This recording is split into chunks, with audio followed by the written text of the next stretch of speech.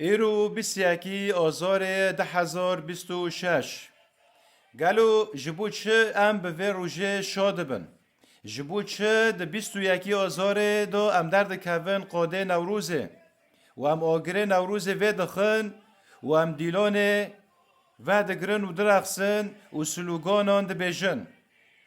خواستکه و روژه هف روژه جبو چه بی جبر کو ده دمین بره دا زورداری لسر ملت هبی کوه هستن که را بی او زورداریا لسر ملت را کر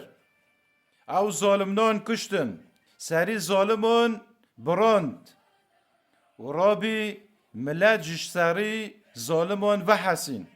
جبروی اکی آگره نوروز وکد و ناف لیه داین روژانو نها دوی سلوخه دو دوی کلیکی بارو دین دکم 21 آزار 1026 روش لعفرین تفل هفه زمان خار ایریشی جن میر خورته کردان دکن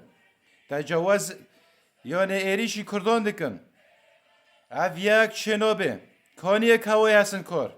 ایرو نوروزه عفرین ده مترسیه دوه ده بن مترسیه دوه نها کوی هستن کار دوه کونه رابه و زورداری لسر عفرینه و تفای کردستان راکه ایدی هم تحمل ناکن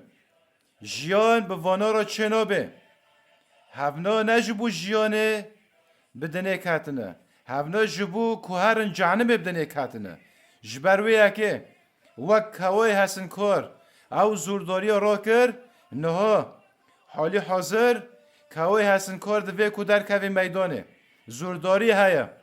زورداری هیا جبو قوتهای نوروزه بوتبه دوی کونه ها و زورداری سر ملتی کرد لعفرینه و تفای کردستان رابه های کوای حسن کار